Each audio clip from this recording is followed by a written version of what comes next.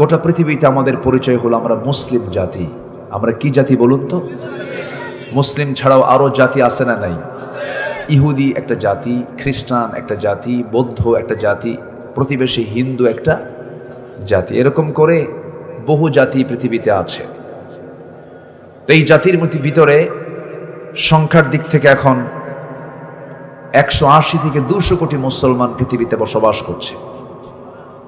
57টি মুসলিম রাষ্ট্র, বিশ্বের 10টি ধনীর তালিকায় মুসলিম রাষ্ট্র আছে 1 নম্বর সহ আরো 2-3টা রাষ্ট্র আছে।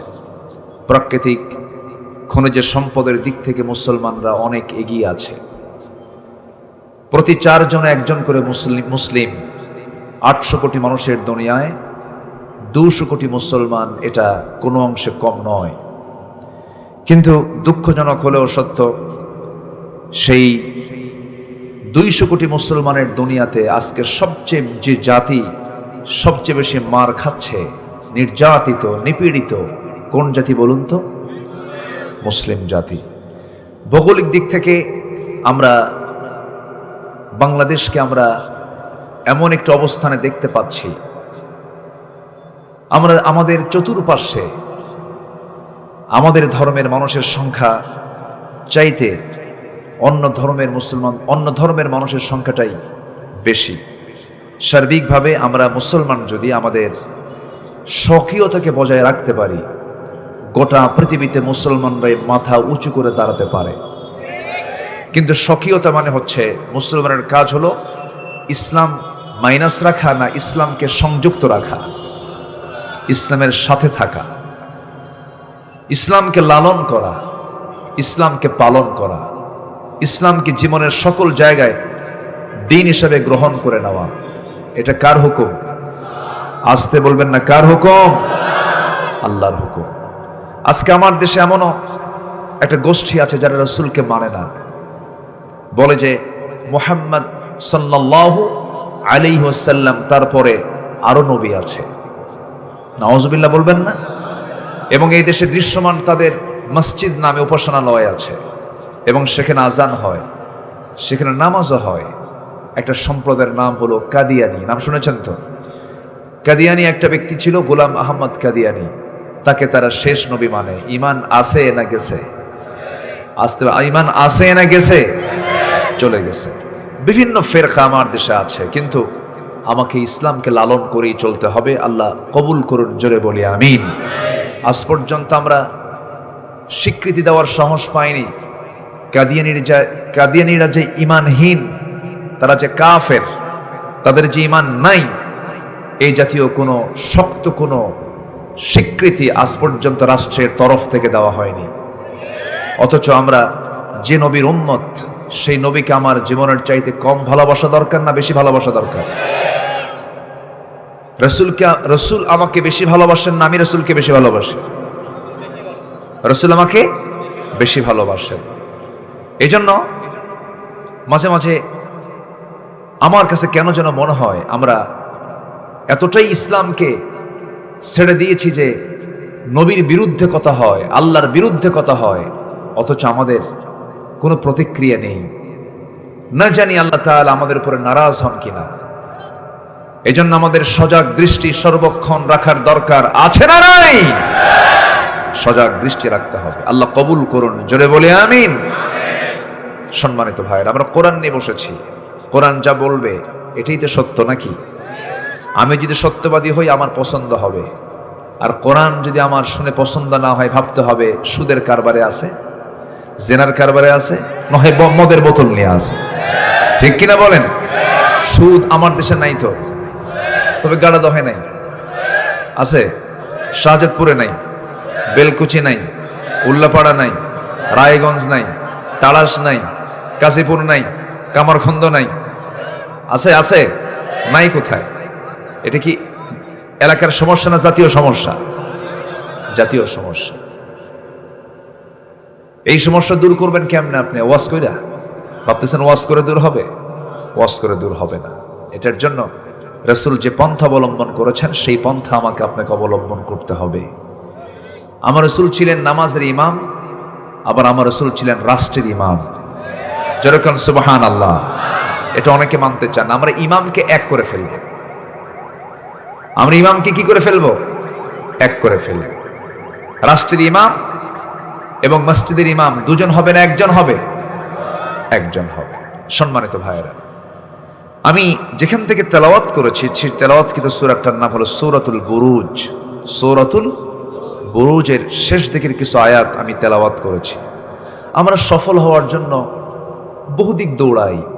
কেউ আমেরিকা, কেউ ইউরোপ, কেউ জার্মান, কেউ ফ্রান্স, কেউ ইটালি, কেউ জাপান, কোরিয়া, গোটা দুনিয়া ঘুরি সফল হওয়ার জন্য। ফিনান্সিয়াল, বিজনেস, চাকরি, মেজর, বিসিএস ক্যাডার, এমপি, মন্ত্রী, সচিব, পাওয়ারফুল নেতা, এরকম অনেক কিছু আমরা নিজেকে সফল হওয়ার জন্য পন্থা খুঁজি। কিন্তু সফলতা মূল কিসের সফলতা, এটা প্রকৃত পরামর্শ দিতে পারেন যিনি, তিনি কে? আসতে বলবেন না, তিনি কে? আল্লাহ। আমাদের জীবনের লাইফ আমরা বাঁচবো কয়শো বছর বলেন? যদি বাঁচেনও 100 বছর পরে এখানে কেউ আসি? আর আসতে কেউ কি থাকবো? কেউ কি থাকবো? মনে হয় দুই একজন থাকতেও পারেন, কিন্তু ম্যাক্সিমাম চলে যাব আমরা। সফলতা খোঁজার জন্য কারো কাছে যাওয়া লাগবে না, কোরআন বলে দেবে আমার সফলতা কোথায়। আসুন সফল হওয়ার শর্তগুলো আমরা আজকে একটা একটা করে জেনে নেব। সফলতার শর্ত মোটামুটি 10টা। বলেন তো কয়টা? বলেন তো 10টা। আমি একটাও বলিনি। আমরা একটা একটা করে ব্যাখ্যামূলক ভাবে আমরা 10টা পয়েন্ট আমরা আজকে শুনে যাব। ওমা তাওফীকি ইল্লা বিল্লাহ। এটা কোরআনের ক্লাস, এই ক্লাসে কোনো বেয়াদবি করা যাবে না। আসুন সূরা বুরুজ আল্লাহ রাব্বুল আলামিন সফলতার কথা কি বলেছেন। আল্লাহ রাব্বুল আলামিন বলেন, ইন্নাল্লাযীনা আমানু ওয়া আমিলুস সালিহাতি লাহুম জান্নাতুন তাজরি মিন তাহতিহাল আনহার যালিকাল ফাওজুল কাবীর। আল্লাহ রাব্বুল আলামিন বলেন, সফল যদি হতে চাও 1 নাম্বার শর্ত হলো ঈমানটা ভালো করে আনো, নেকামলটা ভালো করে করো, নেকামল করো। আল্লাহ রাব্বুল আলামিন বলছেন এই কাজটা যদি করতে পারো যালিকাল ফাওজুল কাবীর, মহা সাফল্যে সাফল্যবান হয়ে যাবে। এবং তোমাকে এমন জান্নাত দেওয়া হবে যে জান্নাতের নিচ দিয়ে নহর প্রবাহিত। জান্নাতের নহর থাকবে 4টা। কয়টা বলেন? 4টা নহর থাকবে। মধুর নহর, শরাবের নহর, এরপরে দুধের নহর, পানির নহর। মোট কয়টা হলো বলেন? আসতে বলবেন না, কয়টা হলো বলেন? 4টা হয়ে গেল। 4টা নহর যে জান্নাতে পাওয়া যাবে, এই নহরের পানি, মধু, দুধ আর শরাব পান করলে, দুনিয়ার কিছু পান করলে পরে মানুষ বুড়া হয়ে যায়। জান্নাতের এই সমস্ত নহরের পানি, দুধ, মধু পান করলে পরে চির যৌবন ফিরে পাবে, কোনোদিন বুড়া হবে না। কেউ কি বুড়া হতে চায়? লাইতা শাবাব ইয়াউদ। আহারে যৌবন যদি ফিরে পেতাম। চাচার দাঁত একটাও নাই, কিন্তু বলে না রে বুড়া হতে ইচ্ছা মনে চায় না। প্রত্যেকটা মানুষই তার যৌবনকে ধরে রাখতে চায়, কিন্তু বয়সের ভারে মানুষ বুড়ো হয়ে যায়। কিন্তু জান্নাত এমন একটা জায়গা যেখানে কোনোদিন বয়স কমবেও না, বাড়বেও না। কেউ তো সুবহানাল্লাহ বললেন না ভাই? একটু জোরে বলেন সুবহানাল্লাহ। সেই জান্নাত কি সবাই পেতে চান? নামাজ না পড়া? নামাজ পড়তে রাজি আছেন তো? এই জাতির সবচেয়ে বড় সমস্যা কি বলেন? কি পড়ে না? বলেন কি পড়ে না? নামাজটা পড়ে না। সবচেয়ে বড় সমস্যা এটা। কিন্তু এই সমস্যার সমাধানে কেউ এগিয়ে আসে না। কত নেতৃবৃন্দ বলে অন্ন, বস্ত্র, বাসস্থান, শিক্ষা, চিকিৎসার মৌলিক চাহিদা পূরণ করার জন্য আমাদের নেতৃত্বকে সাপোর্ট দিন, কিন্তু কেউ বলে না ভাই জাহান্নাম থেকে বাঁচার জন্য নামাজ কায়েম করে। 54 বছর হলো পার্লামেন্টে কেউ নামাজের বিল আনতে পারে নাই। জবাব দেবেন আল্লাহর কাছে কেমনে? কি জবাব দেবেন আপনি? কোরআনকে বলুন, কোরআন পার্লামেন্ট আমরা আইন পাশ করব, তুমি বলে দাও কি আইন পাশ করা দরকার। কোরআন তো বলতে পারে না মনে হয়। কোরআন কে বলতে পারে? আল্লাহ রাব্বুল আলামিন বলেন, আল্লাযীনা ইম্মাক্কান্নাহুম ফিল আরদি আকামুস সালাহ ওয়া আতাউস যাকাতা ওয়া আমারু بالمعروف ونهوا عن المنكر ولله عاقبة الأمور জোরে বলুন আল্লাহু আকবার। দুনিয়ার জিন্দেগিতে আমি যাদেরকে রাষ্ট্র ক্ষমতা দেব, আইন প্রণয়নের ক্ষমতা দেব, 14 দফা লাগবে না, 20 দফা লাগবে না, 19 দফা লাগবে না, শুধু 4টা দফা রাষ্ট্রীয়ভাবে তারা আইন আকারে পাশ করবে। কার পরামর্শ বলেন? বলেন না ভাই, কার পরামর্শ? আমি আব্দুল্লাহ আল আমিন তো বলতে আসিনি, আমার ব্যক্তিগত কোনো কথাও বলতে আসিনি। আমি খুব দরদ দিয়ে কথা বলছি, কেউ মন খারাপ করবেন না। দরদ দিয়ে বলছি ভাই, আমিও আপনিও হাসরে একদিন হাজির হয়ে যাব, আল্লাহর সামনে দাঁড়িয়ে যাব। আল্লাহ সেই দিন আমার সামনে দাঁড়াবেন, আমার বিচার করবেন, আপনারও বিচার করবেন। সেই বিচারের দিন আমরা আল্লাহর সামনে দাঁড়াতে চাই বেইজ্জত হয়ে, না সম্মান নিয়ে? সম্মান নিয়ে যদি দাঁড়াতে চাই, সম্মানের পথে আমাকে আপনাকে হাঁটতে হবে। আল্লাহ বলছেন রাষ্ট্রীয় ক্ষমতা যাদেরকে দেব, 4টা কাজ তারা করবে। নাম্বার 1 হলো ক্ষমতা পাওয়া মাত্রই তারা নামাজটা কায়েম করবে। কারণ নামাজ কায়েম যদি হয়ে যায়, সমাজটা জান্নাতের টুকরা হয়ে যাবে, আর আখিরাতে জান্নাতের দরজার চাবি আল্লাহ পাক তার হাতে তুলে দিবে। মাত্র 5% মুসলমান নামাজ পড়ে আমার দেশে। দুঃখে আমার মনটা এতটাই ভরাক্রান্ত হয়ে যায়। আহারে, কত দল আছে আমার দেশে, সব দলের নেতারা যদি এক জায়গায় হয়ে বলতো, আসেন ভাই মুসলমান আমরা আগে নামাজটা কায়েম করি। কিন্তু কায়েম করবে কেমনে? নিজেই তো নামাজ পড়ে, বোতল নিয়ে থাকে, অন্যের বউ নিয়ে শুয়ে থাকে। যে দলের নেতা তোমাকে চাঁদাবাজি করতে শেখায়, যে দলের নেতা তোমাকে হাতে অস্ত্র তুলে দেয়, যে নেতা তোমাকে নারী তুলে দেয়, সেই নেতৃত্বের মুখে আমরা জুতা মারি, থুতু মারি।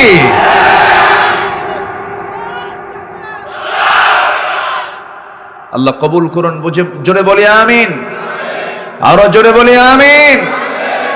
কষ্ট পাচ্ছেন নাকি? আমরা কোরআন থেকে কথা বলছি, দয়া করে কেউ নেগেটিভ সেন্সে কথাগুলো নিবেন না। আমি দরদ দিয়ে কথা বলছি, কারণ আমাকে জবাব দিতে হবে কার আদালতে? দুনিয়ার আদালত তো পার হবে, কিন্তু আল্লাহর আদালতটা কি সহজ কোনো কিছু? সহজ কোনো কিছু মনে করছেন? একটা আয়াত আমাকে খুব কাঁদায়। সাইয়েদনা ওমর ফারুক আয়াত পড়তেন আর কাঁদতেন। সে আয়াতটা হলো, যারা পারেন ঠোঁট মিলিয়ে বলুন, فَمَن يَعْمَلْ مِثْقَالَ ذَرَّةٍ خَيْرًا يَرَهُ وَمَن يَعْمَلْ مِثْقَالَ ذَرَّةٍ شَرًّا يَرَهُ। যে বান্দা যাররা পরিমাণ ভালো কাজ করবে, তাও সেদিন সে দেখতে পাবে। আবার যাররা পরিমাণ যে বান্দা মন্দ কাজ করবে, তাও সেদিন সে দেখতে পাবে। যাররাটা হলো এমন একটা শব্দের নাম, খালি চোখে দেখা যায় না, এমন কিছুকে যাররা বলা হয়। বান্দার সামনে তার গোটা জীবনের সমস্ত ভিডিও চিত্র সহ সবকিছু তার সামনে ওপেন করে দেওয়া হবে। বান্দা, ইকরা কিতাবাকা কাফা বিনাফসিকাল ইয়াউমা আলাইকা হাসিবা। বান্দা, তুমি তোমার আমলনামা পড়ো, আজকের বিচার করার জন্য কাউকে লাগবে না, তুমি বান্দা নিজেই যথেষ্ট হয়ে গেছো। এই জন্য সেই বিচার দিবসের মালিকের সামনে আমার হাজিরা দিতে হবে। কোনো ফাঁকিযোগী চলবে না, কোনো ফাঁকিবাজিও চলবে না। সে আল্লাহর সামনে আমার হাজির হতে চাই, বাম হাতের আমলনামা নিয়া না ডান হাতের আমলনামা নিয়া? কোন হাত বলেন? কোন হাত? কোন হাত? ডান হাতের আমলনামা। বাম হাত হলো মদ, জেনা, সুদ, ঘুষ, হিংসা, লোভ, এই সমস্ত কাজগুলো হলো বাম হাতের কাজ। আর ডান হাতের কাজগুলো হলো আল্লাহ রাব্বুল আলামিন যত ফরজ হুকুমগুলো করে দিয়েছেন, ফরজ হুকুমগুলোকে লালন করা, বিনয়ী হওয়া, সত্যের পথে টিকে থাকা, মিথ্যার কাছে না যাওয়া, নামাজকে সঠিকভাবে আদায় করা, রোজাকে ফলো করা, টাকা থাকলে হজে যাওয়া, যাকাতটাকে ফরজ মনে করে আদায় করা। আমার বন্ধুগণ, এবং জমিন আল্লাহর দিন কায়েমের জন্য প্রাণান্তকর প্রচেষ্টা করা। আমার নবীজির দাঁত শেষ জীবনে ঠিক ছিল না ভেঙ্গে ছিল? বলেন বলেন, ঠিক ছিল না ভেঙ্গে ছিল? শেষ জীবনে কোমরটা ঠিক ছিল না ভেঙ্গে ছিল? ভেঙ্গে ছিল। নবীজির শেষ জীবনে দুটো দাঁত ভেঙ্গে গেল, কোমরটা হারায় ফেললেন। গোটা শরীরের মাথা থেকে পা পর্যন্ত ক্ষত বিক্ষত চিহ্নগুলো বিভিন্ন জায়গায় খোঁচা খোঁচা পাথরের আঘাতে রসুলের গোটা দেহে বিভিন্ন চিহ্ন প্রকাশ পেয়েছিল। কেন হয়েছিল, কি জন্য হয়েছিল? যে নবীর মাথায় সূর্যের তাপ যেন না লাগে, আল্লাহ রাব্বুল আলামিন সূর্যের আলোতে রাসূল যখন হাঁটতেন সেই সময় এক খণ্ড মেঘ সূর্যের নিচে আমার আল্লাহ তাআলা রেখে দিতেন। যে রাসূলের এত সম্মান, মা আমেনা বলেন, আমার শিশু মুহাম্মদ যখন আমার গর্ভে আসে নাই, কূপের পানি তুলতে নিয়ে দড়ি লাগতো, অনেক নিচে পানি থাকতো। যেদিন আমার পুত্র মুহাম্মদ যখন আমার গর্ভে চলে আসে, পানি তোলার জন্য দড়ি লাগে নাই, উপচে উপচে কূপ থেকে পানি গড়ে গড়ে পড়ে গেছে। এত সম্মানের নবী, এত মর্যাদার নবী, যে নবীকে সাইয়্যিদুল মুরসালিন বলা হয়। আমার নবী যে ইসরা করবেন, আমার নবী যে মেরাজ করবেন, হারাম থেকে আকসায় চলে গেলেন, মসজিদ আকসায় গিয়ে দাঁড়িয়ে আছেন। জিবরিল আমিন বলছেন, ইয়া রাসূলুল্লাহ, আপনার সম্মানে আল্লাহ রাব্বুল আলামিন আজকে সমস্ত পয়গম্বরকে বাইতুল আকসায় হাজির করে দিয়েছে। আপনি নামাজ পড়াবেন। আমার নবী যে মুসাল্লায় দাঁড়ায় সমস্ত নবীদের দায়িত্বে ইমামতের দায়িত্ব পালন করেছেন। জোরে বলুন সুবহানাল্লাহ। এত সম্মানের নবী, এত মর্যাদার নবী। মা আমেনা যখন শিশু পেট থেকে পৃথিবীতে চলে আসলেন,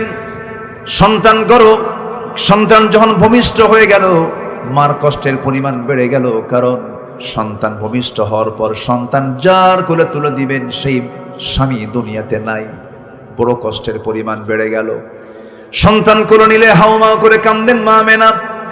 চিন্তা করলেন কি, মা আমেনা সন্তানকে কোলে নিতেই পারছেন না, বারবার সেন্সলেস হয়ে যাচ্ছেন। একদিন আবু তালেব বলছেন, ভাতিজা মুহাম্মদ, আজকে তুমি নবী হয়ে গেছো। ঠিক আজ থেকে বেশ কিছুদিন আগে যখন তোমার বয়স মাত্র 3 দিন 3 রাত তোমার বয়স হয়েছে, একদিন আমি কি তোমাকে দেখতে গেলাম, তোমার অবস্থা দেখার জন্য তোমাদের বাড়িতে ঢুকলাম। চাঁদনি রাত, আমি দেখতে পেলাম তোমার মা তোমাকে টাইম দেয় না, তোমার মার চোখে পানি, বারবার হাউমাউ করে কাঁদতেছে। তোমাকে খোলা আকাশে, চাঁদনি আকাশের নিচে শুয়ে রেখেছে, তোমার পাশে কেউ নাই। সেই সময় আমি দেখতে পেলাম তোমার পাশে কেউ নাই। তো কি হয়েছে? আমি দেখতে পেলাম, কতটুকু সত্যি জানি না, তোমার ডান হাতটা যখন বাম দিকে নিয়ে যাও, চাঁদটা বাম দিকে চলে যায়। তোমার বাম হাতটা যখন ডান দিকে নিয়ে যাও, চাঁদটা বাম দিকে ডান দিকে চলে যায়। তোমার 2 হাত দিয়ে যখন 2টা হাত যখন নিচের দিকে নেমে আনো, তোমার হাতের সঙ্গে আকাশের চাঁদটাও তোমার কাছাকাছি নেমে আসে। রাসূল বলছেন, চাচা, জন্মের পূর্বে আমি আমার বাপকে হারাইছি।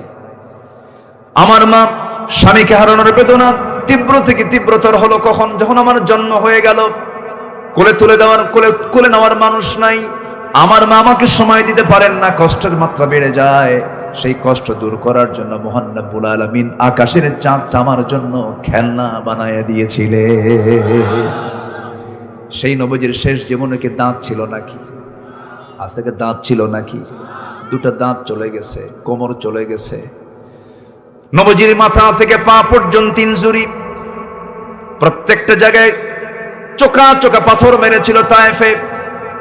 সব জায়গায় দাগ পড়ে গিয়েছিল। রাসূল বললেন, ও সাহাবীরা, এই জামা রক্তগুলো ঝরেছে শরীর থেকে, একটা কারণ হলো, সেটা হলো আমার একটাই চাওয়া ছিল, এই জমিনটা যার, এই জমিন আইন চলতে হবে তার। ঠিক কিনা বলেন? আমার ভাইয়েরা, আমার বন্ধুগণ, এই প্রশ্ন যদি করা হয় উত্তর একটাই আসবে, সেটা হলো, যদি কোরআনকে প্রশ্ন করেন, কোরআন বলে দাও রাসূলকে কেন পাঠানো হয়েছে। হুয়াল্লাযী আরসালা রাসূলাহু বিল হুদা ওয়া দীনিল হাক্কি লিইয়ুযহিরাহু আলাদ-দীনি কুল্লিহি ওয়া কাফা বিল্লাহি শাহীদা।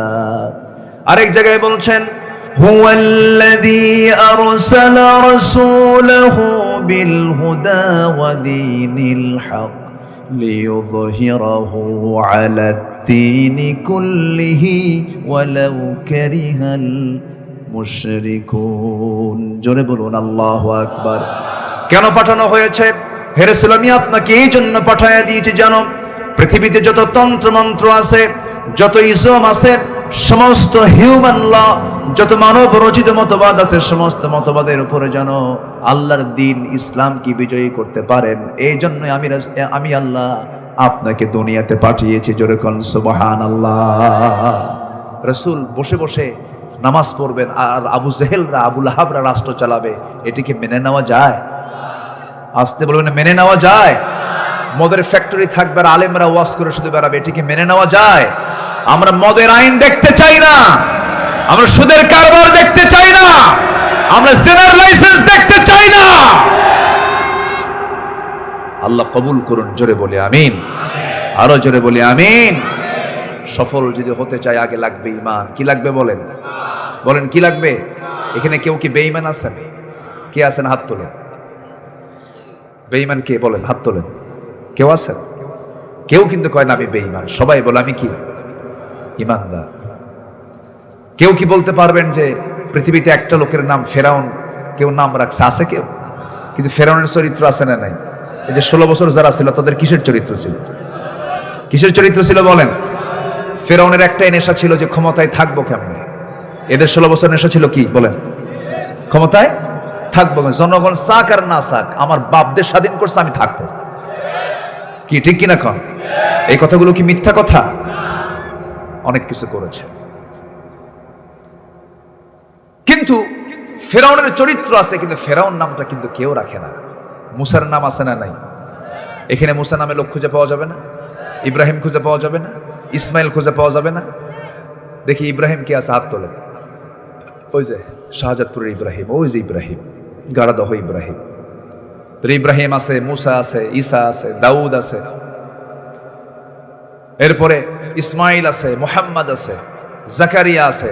ফেরাউন দেখি একটা তোলেন, হাত তোলেন। ফেরাউন আছে? ফেরাউন নামে কেউ আছে? ফেরাউন নামে নাই, হামান নামে নাই। কেন জানেন? এরা ছিল স্বৈরাচার। এরা কি ছিল? কি ছিল? কি ছিল বলেন? স্বৈরাচার। স্বৈরাচারের নাম কেউ রাখে না। নিজে স্বৈরাচার হলেও ওর নাম স্বৈরাচার ফেরাউন রাখবে, কারণ স্বৈরাচারও স্বৈরাচারকে পছন্দ করে, মুনাফিকও মুনাফিককে পছন্দ করে। কত জুলুম করেছে আমাদের উপরে। এই মাহফিল আজকে চলছে, বলেন তো এটা কি সম্ভব ছিল? বলেন কতবার যে পুলিশ টহল দিত আর এসে বলতো নাশকতার আশঙ্কা, যে কোনো মুহূর্তে এখানে বোমাবাজি হতে পারে। কি যে নাটকগুলো দেখলাম। এখন নাটক আর নাই। 1.5 বছর একটা জঙ্গি অভিযান নাই, কারণ এই নাটক থাকবে কেন? নাটকের যিনি নাট্যকার তিনি এখন মামু বাড়ি দিল্লি গিয়ে বসে আছে। রাগ করতেছেন নাকি আপনারা? জেল খাটছি তো, কথা তো শুনতে হবে কিছু। বসে বসে শোনেন। অত্যাচার জুলুম তো কম করেনি, তবে হ্যাঁ আপনাদেরকে দাওয়াত দিই, তাআলাউ ইলা কালিমাতিন সাওয়াইন বাইনানা ওয়া বাইনাকুম। কালিমার দিকে আসেন, ফিরে আসেন। আপনি দেশে পড়ে আছেন, নেতা কিন্তু পালায়ে গেছে। যে নেতা পালায় সে প্রকৃত নেতা হতে পারে না। ইতিহাস থেকে শিক্ষা নিতে হবে। মুসলমান পিঠ দেখায় না বুক দেখায়। মুসলমান পিঠ দেখায় না বুক দেখায়। বুক দেবে, পিঠ কখনো দেবে। কষ্ট পাচ্ছেন মনে হয়? কষ্ট পেলেও কিচ্ছু করার নাই। আলোচনা চালাই, জোরে বলুন ইনশাআল্লাহ। আর জোরে বলি ইনশাআল্লাহ। 18 সালে আমারে ধরে নিয়ে গেছে, মাহফিল শেষ করে ঘুমাইতে বসছে, ঘুমাইতে গেছে, আমারে ধরে নিয়ে থানায় চলে গেল। ওসি মহোদয় বলে, আপনি হুজুর আপনি আসছেন, আমি তো নিয়ে আসতে চাইনি, আমাকে বাধ্য করেছে, খুব চাপ, আমারে মাফ করে দিয়েন, বদদোয়া দিয়েন না। বুঝলেন? সবার ভিতরে তো একটা নীতি থাকে, তো একটা জায়গা থাকে না? বলেন তো থাকে কিনা বলেন তো। বললাম ভাই দিলাম, ধরলেন কেন? হুজুর কি করব, সামনে নির্বাচন, একটু ভিতর থেকে আসেন, যান একটু ঘুরে টুরে আসেন। দেখছেন বলে কেমনে? তো বললাম যে দেখেন তো কোনো কিছু করা যায় নাকি? বলতেছে হুজুর কিচ্ছু করার নাই, হাত পা বাঁধা। হুজুর চাকরি বাঁচান ফরজ। বললাম ইমান বাঁচান তো নফল। চালান দিয়ে দিল কোর্টে। কোর্টের জজ আমার দিকে তাকায়, জিব্বাই কামড় মেরে বলে, হুজুরে ধরে আনলো কেন? মামলার ধারা দেখে বলে, এই ধারায় যদি জামিন দিয়ে আমার চাকরি শেষ। জামিন অযোগ্য করে পাঠায় দিল জেলখানায়। ঢুকলাম। আমরা তো টেনশন করি না, কারণ আমরা তো চুরি করি নাই, ডাকাতিও করি নাই, দেশের টাকা বাইরে পাচার করি নাই। এই দেশকে তারা ব্যবসার পুঁজি বানাইছিল, সন্তানকে ইউরোপে পড়ে, আমেরিকায় পড়ে, বিয়েই বাড়ি আমেরিকায় ইউরোপ বানায়। এই দেশকে বানাইছিল হলো ব্যবসার পুঁজি, কোন সন্তানকে দেশে পড়ায় নাই, কারণ দেশের সন্ত্রাসী ইউনিভার্সিটির ছাত্রদেরকে সন্ত্রাসী বানিয়েছে ওরা। তা তো করি নাই, ভাবছি জেলখানায় না যাচ্ছি, মাদ্রাসা ইউসুফিয়া, ইউসুফের বাড়িতে যাচ্ছি। ঢুকলাম, এক বুড়ো চাচা আমারে দেখে লম্বা সালাম দেখো, হুজুর আপনি জেলখানায় ঢুকছেন? খুব খুশি হলাম। বললাম যে খুশি হলেন কেন? হুজুর ওয়াজ শুনতে যাই, দূর থেকে দেখি আপনারা, কিন্তু কোনোদিন কাছে পাই না, মুসাফা করতে পারি না, এত সুন্দর কাছে আল্লাহ মিলাই দিছে, দোয়া করি আপনি জেলখানায় থাকেন।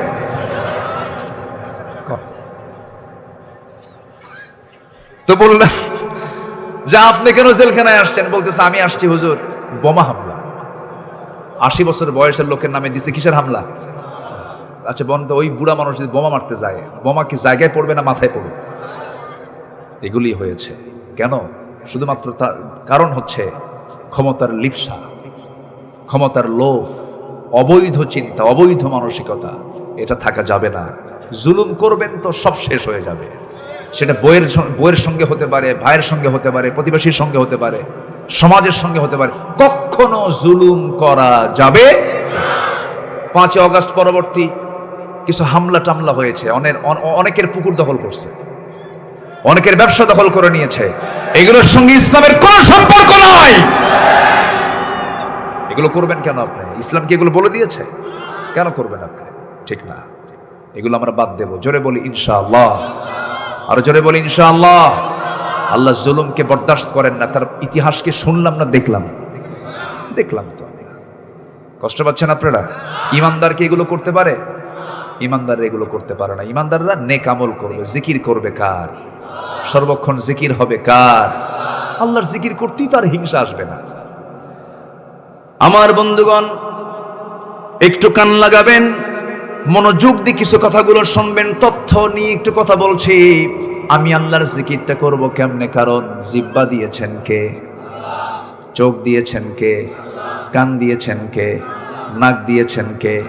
মাথার চুল দিনে দিনে বড় করে দেন কে? হাতের আঙ্গুলগুলো ধীরে ধীরে বড় করে দেন কে? এই চামড়াগুলো প্রত্যেক রাত্রে আল্লাহ পাক সুন্দর করে বান্দার চামড়াগুলোকে সুন্দর করে, স্কিনকে সুন্দর করে ঘুমের মধ্যে সুন্দর করে, ওই যে বিউটি পার্লারে যেমন ডিজাইন করে দেয়, আল্লাহ পাক ডিজাইন করে দেন। যেরকম সুবহানাল্লাহ। আল্লাহ রাব্বুল আলামিন বলেন, বান্দারে টানা টানা চক্ষু দিয়েছি। আলাম নাজআল লাহু আইনাইনি ওয়া লিসানান ওয়া শাফাতাইনি ওয়া হাদাইনাহুন নাজদাইন। আরেক জায়গায় বলছেন, আল্লাযী খালাকাকা ফাসাওয়াকা ফাআদালাকা ফি আইয়ি সূরাতিন মা শাআ রাক্কাবাক। জোরে বলুন আল্লাহু আকবার। এই চোখটা কি সাধারণ কোনো চোখ নাকি? সাধারণ কোনো সৃষ্টি নাকি? এই বিশাল একটা সৃষ্টি আল্লাহ রাব্বুল আলামিনের। এই যে ক্যামেরার চোখগুলো আছে, এই চোখগুলো এটা দিয়ে আমাকে ভিডিও করছে, কিন্তু আমার আপনার যে চোখ, এই চোখটা কত শক্তিশালী, এর পিছনে কত আল্লাহ রাব্বুল আলামিন ইনভেস্ট করে রেখেছেন। দেখেন, প্রতি মিনিটে মানুষ গড়ে 15 থেকে 20 বার পলক ফেলে। এই পলক শুধু পড়েই না, বরং প্রতিটা বার পড়ার সময় অস্ত্র থেকে লিকুইড ছড়িয়ে দেয় পুরো চোখে। এর ফলে চোখ থাকে আর্দ্র, ধুলাবালি, ক্ষতিকর জীবাণু থেকে মুক্ত। পলক হলো চোখের প্রাকৃতিক ওয়াইফার, যা ঘুমের মধ্যে চোখের সুরক্ষা নিশ্চিত করে। প্রতিদিন আমাদের চোখে গড়ে 1 মিলিলিটার অশ্রু তৈরি হয়, যা স্বচ্ছ অথচ অত্যন্ত কার্যকর তরল পদার্থ। এই অশ্রুর মধ্যে থাকে লাইসোজাইম নামের এক প্রাকৃতিক অ্যান্টিবায়োটিক, যা চোখকে ব্যাকটেরিয়ার আক্রমণ থেকে রক্ষা করে। যখন হৃদয় ভরাক্রান্ত, আত্মা আল্লাহর ভয়ে ভালোবাসায় কাঁপে, তখন চোখ থেকে অশ্রু পড়ে, গাল দিয়ে বয়ে চলে। এই অশ্রু আবার চোখের বাইরের অংশে পুষ্টি এবং অক্সিজেন সরবরাহ করে। কারণ কর্নিয়াতে রক্তনালী থাকে না, তাই চোখের জল চোখকে রক্ষা করে শুকিয়ে যাওয়া, ক্ষয়, ব্যাকটেরিয়াল সংক্রমণ থেকে সুবহানাল্লাহ বলা যাবে না। আমাদের 2 চোখে প্রায় 27 কোটি 40 লাখ ফটো রিসেপ্টর নামক নিয়োজিত শ্রমিক আল্লাহর হুকুমে কাজ করে যাচ্ছে। আমার আপনার চোখে যখন আলো আপনার চোখে গিয়ে পড়ছে, যখন ফটো রিসেপ্টর কাছে চলে যাচ্ছে, তখন ফটো রিসেপ্টর এটাকে প্রসেসিং করে আপনার অপটিক নার্ভে পৌঁছে দিচ্ছে। সেখান থেকে ইলেকট্রিক ইম্প্যালেন্সের মাধ্যমে সেটা আমাদের ব্রেইনের অক্সিপিটাল ল্যাবে চলে যাচ্ছে। ফলে আমরা দেখতে পাচ্ছি, এই যে অপটিক নার্ভের কথা শুনলাম, আমরা শুধুমাত্র এখানেই 7 থেকে 70 লাখ তারের মতো ফাইবার রেখেছেন আমার চোখের ভিতরে মহান রব্বুল আলামিন। যেরকম সুবহানাল্লাহ। এখানে শেষ নয়, যেখানে আধুনিক এই সব উন্নত Canon USR5, Canon US5, Sony, এই সমস্ত যে ক্যামেরাগুলো আছে সর্বোচ্চ 100 মেগাপিক্সেল পর্যন্ত পৌঁছায়, সেখানে মানুষের চোখের রেজুলেশন প্রায় 576 মেগাপিক্সেল। আল্লাহু আকবার বলবেন না? 100 কোথায় আর 576 কোথায়? আল্লাহু আকবার বলেন। এই চোখের দৃষ্টি সীমা প্রায় 200 ডিগ্রি পর্যন্ত বিস্তৃত। এই চোখ প্রায় 1 কোটি ভিন্ন ভিন্ন রং চিনতে পারে। মানব জাতি যেসব রং নামই জানে না, চোখই চেনে, চোখও চেনে না, অথচ আল্লাহ রাব্বুল আলামিন প্রত্যেকটা চোখের ভিতরে 1 কোটি রং চেনার ক্ষমতা দিয়ে দিয়েছে। জোরে বলে সুবহানাল্লাহ। কার দেওয়া? আসতে বলবেন না, কার দেওয়া? এই চোখ আল্লাহ পাক রেখেছেন শুকনায় না পানিতে? বলেন তো, শুকনায় না পানিতে? পানিতে রেখে দিয়েছেন, ভিজা রেখে দিয়েছেন। শুকনা সেই ভেজা পানিটা মিঠা না লবণ? বলেন, মিঠা না লবণ? লবণ পানি দিয়েছেন। কেন? যেন বান্দার চোখে যেন কোনো জীবাণু না ঢুকতে পারে। আল্লাহু আকবার বলেন। কার অবদান? আসতে বলবেন না, কার অবদান? আল্লাহর অবদান। শুধু আল্লাহ তাআলা মানুষকে দেখেন না, সকল প্রাণীকেও দেখেন, সকল প্রাণীকে দেখেন। দেখুন, কোথায় সাইপ্রাস, কোথায় সাইবেরিয়ান দ্বীপপুঞ্জ, সেই কোথায় 40,000 মাইল দূরের সেই সমস্ত পাখিগুলো, যে পাখিগুলো তাপমাত্রা 0 থেকে -20 যখন চলে আসে, ওই পাখিগুলো মরে যাবে। আল্লাহ বলেন, ও পাখিগুলো, তোরা তো মরে যাবি, তোরা আমার আরেক জমিনে চলে যা, বাংলাদেশে চলে যা। সুবহানাল্লাহ বলবেন না? পাখির রবকে আসতে বলেন, পাখির রবকে। তাহলে আল্লাহ আমাকেও চালান, পাখিকেও চালান। এই পরিযায়ী পাখিগুলো কেমন করে 40,000 কিলোমিটার দূর থেকে সে আমার দেশে কেমনে আসে? আমরা অতিথি পাখিগুলো খাই না, মাঝে মাঝে ধরে ধরে খাই না? ওগুলোকে এই দেশে এসেছে সেই সাইবেরিয়ান দ্বীপপুঞ্জ থেকে, সাইপ্রাস থেকে। এই 40-50 হাজার মাইল দূর থেকে সে কেমনে আসলো? ওর তো পাসপোর্ট আছে মনে হয়, নাকি? পাসপোর্ট আছে? কোনো ইমিগ্রেশন ক্রস করা লাগে? কোনো ফিঙ্গারপ্রিন্ট লাগে? কোনো আই প্রিন্ট লাগে? সে আসে কেমনে বলেন? আল্লাহ তাআলা তার মাথার ভিতরে আল্লাহ তাআলা একটা সূক্ষ্ম জিপিআরএস দিয়ে দিয়েছেন, কম্পাস দিয়ে দিয়েছেন। আরো সহজ হবে, আমার দেশের সবার বাড়িতে বাড়িতে কবুতর আছে, 50 মাইল দূরে বিক্রি করে আসেন, আবার আপনার বাড়ি ফিরে আসে। ও আসে কেমনে? কম আপনি তো চিনবেন না, কেমনে আসে? আল্লাহ তাআলা ওর প্রত্যেকটা প্রাণীর, ওই সমস্ত প্রাণীর মাথার ভিতরে একটা জিপিআরএস ট্র্যাকিং দিয়ে দিয়েছেন। ওই কম্পাস দেখে দেখে সোজা আসে, চলে আসে সোজা তার গন্তব্যে। আল্লাহু আকবার বলেন। যেদিন ওই 40,000 কিলোমিটার দূর থেকে পাখিটা এই দেশে চলে এসেছে, সেই দিনে তার রাস্তা চেনা হয়ে গেছে। ওই ট্রেকিং করেই সে তার গন্তব্যে চলে যায়। কার ক্ষমতা? আসতে বলবেন না, কার ক্ষমতা? আজকে এই প্রাণীগুলোকে রিসার্চ করে বিজ্ঞান বলছে, বার্ড সাইডিং গন্তব্যে পৌঁছাতে যে সূর্যের অবস্থান তারকা চিহ্ন স্থলভাগের দৃষ্টান্তই নয়, বরং পরিযায়ী পাখির চোখে রেটিনাই মহান রব্বুল আলামিন ক্রিপ্টোক্রম নামে এক আশ্চর্য প্রোটিন দিয়েছেন, যার সাহায্যে পৃথিবীর চৌম্বক ক্ষেত্র পর্যন্ত তারা শনাক্ত করতে পারে। এই জন্য আশ্চর্য এক অদৃশ্য জিপিএস বিজ্ঞানীরা যখন পরিযায়ী পাখিদের বন্দী করে, কৃত্রিমভাবে চৌম্বক ক্ষেত্রের দিকটা উল্টা পাল্টা করে দেয়। অবিশ্বাস্যভাবে পাখিরাও সাথে সাথে তাদের গতিপথ পরিবর্তন করে তাদের নিজ গন্তব্যের দিকে চলে যায়। যেরকম সুবহানাল্লাহ। কে চালান? আসতে বলুন, কে চালান? আজকের যত বিজ্ঞান উন্নত হয়েছে, সব এই সমস্ত প্রাণীকুলগুলোকে রিসার্চ করা হয়েছে। বিজ্ঞান, এই যে বিমানে চড়ে মানুষ, আচ্ছা বিমান এখন পৃথিবীতে পাখি বেশি ওড়ে না মানুষ বেশি ওড়ে? মানুষ বেশি ওড়ে। তবে একটা পাখি আছে ফ্যালকন, প্যারেগ্রিন ফ্যালকন নামে একটা পাখি আছে। এই জমিনের বুকে আল্লাহ তাআলার একটা অপরূপ সৃষ্টি। একটা চিতাবাঘের গতি হলো ঘন্টায় 112 কিলোমিটার, 112 কিলোমিটার। আর একটা ফ্যালকন, একটা প্যারেগ্রিন ফ্যালকনের ঘন্টার গতিসীমা হলো 400 কিলোমিটার। কেউ তো সুবহানাল্লাহ বললেন না। ঘন্টায় কত কিলোমিটার বলেন? 400 কিলোমিটার। মানে কি? আপনি দেখতে পাবেন না তো। মুহূর্তের মধ্যে নাই, ঘন্টায় 400 কিলোমিটার বেগে সে চলে, ছো মেরে সে তার শিকারি তুলে নিয়ে চলে যায়, টেরি পাওয়া যায় না। তাহলে এখন দেখেন 400 কিলোমিটার বেগে যদি চলে, তার কে লাঞ্চ নাই? ফুসফুস তো অবশ্যই আছে, নাক অবশ্যই আছে, তার নাকের ভিতরে যদি ওই পরিমাণে বাতাস ঢুকে যায়, লাঞ্চ থাকবে না, ব্লাস্ট হবে, ব্লাস্ট হয়ে যাবে। কিন্তু আল্লাহ রাব্বুল আলামিন ওই পেরেগ্রিন ফ্যালকনের নাকের ঠিক বরাবর একটু নিচের দিকে একটা ট্যাপ লাগায় দিয়েছেন, শক্ত হাড়ের ট্যাপ। যখন সে দ্রুত গতিতে আকাশে উঠতে নেয়, সেই ট্যাপে গিয়ে ধাক্কা লাগে, সেই বাতাস ধাক্কা লেগে বাতাসের গতি কমে গিয়ে আস্তে করে তার লাঞ্চের মধ্যে বাতাসগুলো ঢুকে যায়। আজকে এই পাখির ওই ট্যাপকে ফলো করে, ওই হার্ড ট্যাপকে ফলো করে বিমান আবিষ্কার হয়েছে। যেরকম সুবহানাল্লাহ, আল্লাহু আকবার বলেন। আল্লাহ রাব্বুল আলামিন আজ থেকে ১৫০০ বছর আগে বিমান তত্ত্ব সূরা ফিরে দিয়েছেন। ওয়া আরসালা আলাইহিম তায়রান আবাবিলা তারমিহিম বিহিজারাতিন মিন সিজ্জিল ফাজআলাহুম কাআসফিম মাকুল। জোরে বলুন আল্লাহু আকবার। আল্লাহর বিমানটার নাম কি ছিল? আবাবিল। বলেন কি? বলেন। আর বোমার নামটা কি ছিল? সিজ্জিল। বলেন বোমার নামটা বলেন কি? সিজ্জিল। সেই সিজ্জিল বোমা, আবাবিল থেকে, সেই বিমান থেকে আল্লাহ পাক মানে একদম বোমা হামলা করে আবরাহার হস্তি বাহিনীকে নাস্তানাবুদ করেছিলেন। আল্লাহু আকবার বলেন। সব তথ্য কোরআন থেকে, এই বিশ্বের আধুনিক সব এই যে প্রযুক্তি সব কোরআন থেকে ধার করে নিয়েছে। মশার কামড় এখন কি নরমাল না ভয়ঙ্কর? আমার বাড়িতে এখন 2 জন রোগী, আমি দোয়া চাই সবার কাছে।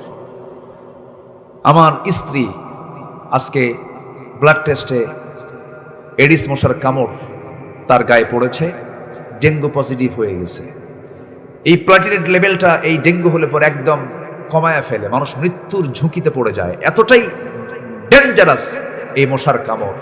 অথচ আল্লাহ রাব্বুল আলামিন আজ থেকে ১৫০০ বছর আগে মশার উদাহরণ দিয়েছেন কোন কিতাবে বলেন? সেই সময় কাফেররা বলল, তোমার আল্লাহর কাজ নাই, কাম নাই, এই মশার কথা কোরআনে বলা লাগে? তাহলে মশার কথা কোরআনে কেন বলেছেন? অবশ্যই এর মধ্যে হিকমত আছে না নাই? আসতে বলবেন না, আছে না নাই? আচ্ছা, মশার যে চোখ সাধারণ কোনো চোখ নয়, এটা একটা অত্যন্ত জটিল গঠনের কম্পাউন্ড আই, যেখানে শতাধিক ক্ষুদ্র লেন্স একসঙ্গে কাজ করে। এই জন্য সে চতুর্দিকে একসঙ্গে দেখতে পারে। আজকের আধুনিক বিজ্ঞান ঠিক একই টেকনোলজি ব্যবহার করে defence drone, self driving, robotic vision system এগুলো আবিষ্কার করেছে। আল্লাহু আকবার বলেন। আল্লাহ তাআলা কত আগে এই মশার উদাহরণটা দিয়েছেন। আচ্ছা, মশা যে কামড় দেয় আমরা কি টের পাই? কিছু কিছু টের পাই। কিছু কিছু মশার কামড় কি পাওয়া যায়? টের পাওয়া যায়। আর কিছু কিছু মশার কামড় টের পাওয়া যায়। কিছু কিছু মশার কামড় যেটা টের পাওয়া যায়, এটা হচ্ছে ছ্যাঁচড়া মশা। ওর অপারেটিং সিস্টেমটা দুর্বল, ও মানে পাগলা হয়ে যায় খাওয়ার জন্য। কিন্তু যেগুলো সূক্ষ্মভাবে যেটা কামড়ায়, একটা সুর থাকে মশার সামনে, কি থাকে? সুর থাকে। এই সুরের যে সুচটা দেখি, এই সুচের সংখ্যা একটা নয়, এর 6টা অংশ আছে। কয়টা অংশ বলেন তো? ওই ছোট্ট সুরের মধ্যে 6টা অংশ আছে। এই 6টা অংশের প্রথম 2টা অংশ দিয়ে আমার আপনার বডিতে যখন পড়ে, চামড়াটা ফেড়ে ফেলে দেয়। চামড়া ফেড়ে ফেলে 3 নম্বর সুচ দিয়ে সে করে কি? ব্লাড ভেসেল বের করে ফেলে। ব্লাড ভেসেল বের করে এরপরে পরের যে আরেকটা অংশ আছে, এটা দিয়া আমার দেহের মধ্যে ঢুকায় দিয়া সে কেমিক্যাল ইউজ করে, অ্যানেস্থেসিয়া করে অজ্ঞান করে ফেলে, যেন এই বান্দা যেন আমি কামড়াচ্ছি যেন টের না পায়। টের পাইলেই তো, কথা বোঝেন নাই? টের পাইলে কি আমার জীবন চলে যাবে। অ্যানেস্থেসিয়া করে অজ্ঞান করে এরপর সেখান থেকে রক্তগুলো শুষে নেয়।